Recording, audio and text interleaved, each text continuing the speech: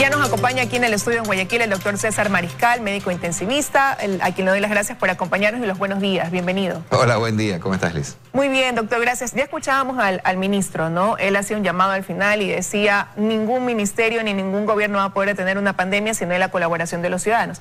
¿Qué es lo que está pasando, doctor? Que hoy, un año después de la pandemia, estamos sintiendo que regresamos a ese marzo del 2020. Claro. Es la sensación que hay, porque hablamos de hospitales con sus unidades de cuidados intensivos llenas, vemos familiares de personas que están pugnando por una cama y que no la encuentran porque su familiar necesita hospitalización. ¿A qué se debería este momento que estamos atravesando? No solo en Guayaquil, porque pasa lo mismo en Quito y en otras partes del país. Así es, y del mundo, de hecho. Y del mundo, de hecho. Claro, yo me quedo con las palabras del ministro, que la verdad es que no lo conozco. Yo de la política soy recontradistante, estoy del otro lado. Pero la verdad es que suena a un hombre honesto, ¿no? Esa percepción que uno tiene cuando ve a alguien. A veces uno se equivoca, ¿no? La última percepción que tuve de un hombre honesto nos costó 14 años de dificultad en el país, ¿no? Pero en realidad suena eso y lo que dijo tiene totalmente coherencia. En realidad no va a haber hospital que abastezca, no va a haber sistema de salud que abastezca, no va a haber ministro que solucione un problema cuando la comunidad no toma los recaudos que debe tomar.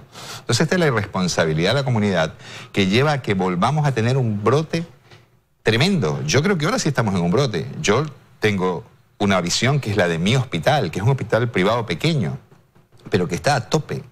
Que pacientes que tenemos que estar a ver cómo va, démosle el alta ya para poder inmediatamente hacer un recambio. Me cuentan los chicos residentes de la emergencia que reciben 10, 20 llamadas diarias preguntando por cama que no logran conseguir.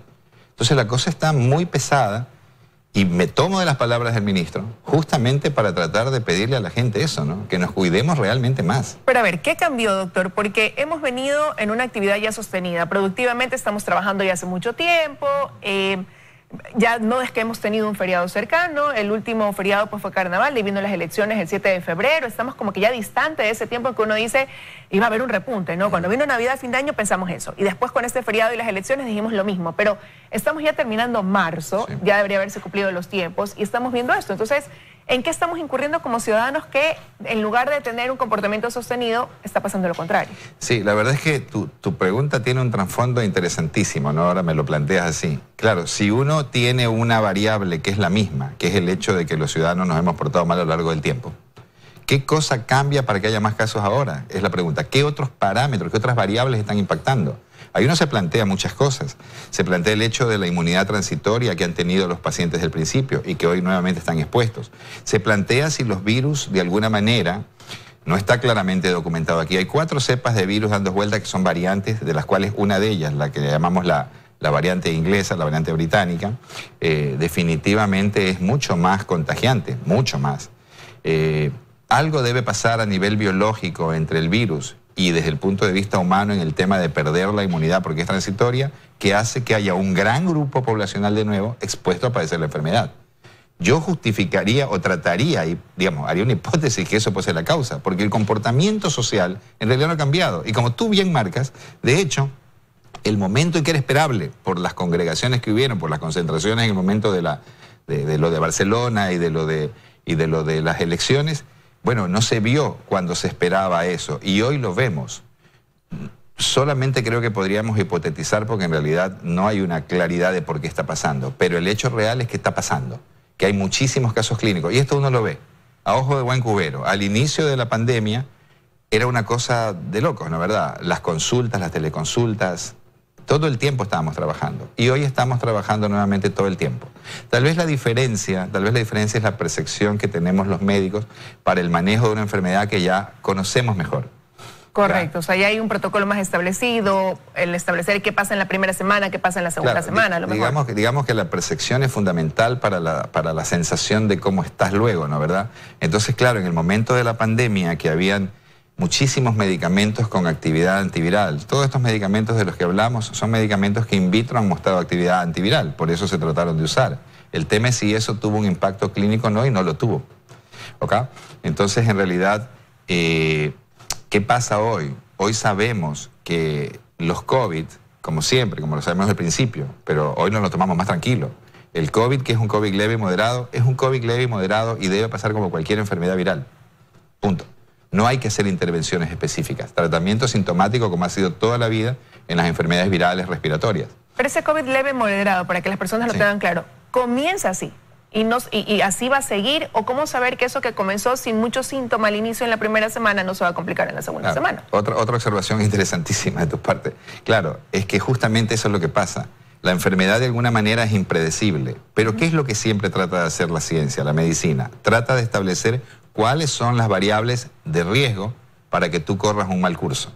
Esas variables de riesgo son las que se establecieron como edad, sexo masculino, enfermedades sistémicas, tipo básicamente diabetes mellitus, hipertensión, es decir, alto riesgo para complicaciones vasculares o enfermedades orgánicas. Entonces, ese es un perfil de un paciente con alto riesgo.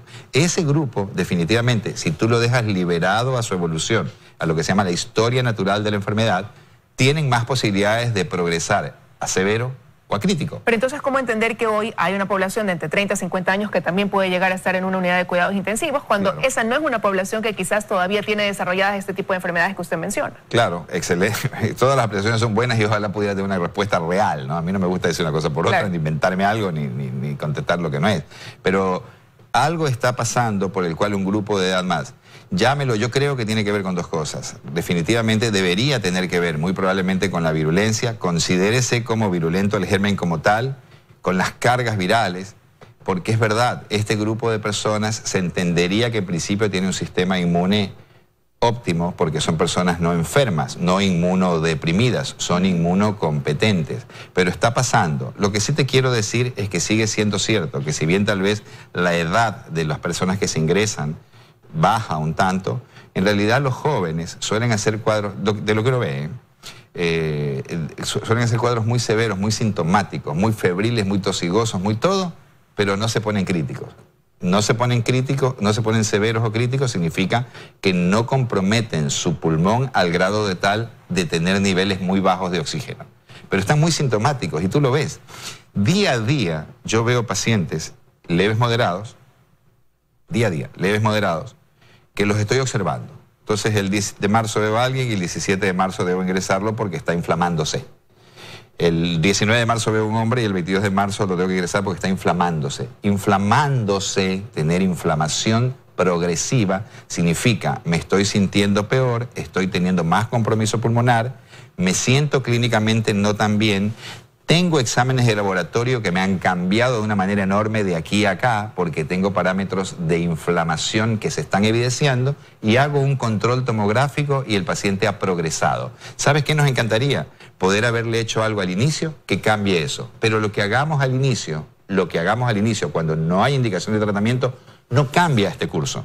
No lo cambia. Pero ahora con lo que usted me está diciendo, sí hay una diferencia entre las personas que pueden tener un acceso a una medicina privada, que pueden hacerse todo ese control, ir haciendo los exámenes de laboratorio periódicamente, tener el seguimiento del médico, el paso a paso, el TAC de los pulmones, con lo que quizás puede pasar en aquellos pacientes que van a una red de hospitales públicos donde no hay ese médico al que yo puedo llamar y decirle me estoy sintiendo de esta manera, y eso también puede marcar esa diferencia en que veamos ese colapso en hospitales públicos, aunque en el privado tampoco hay camas, pero se ve una diferencia. Buenísima observación.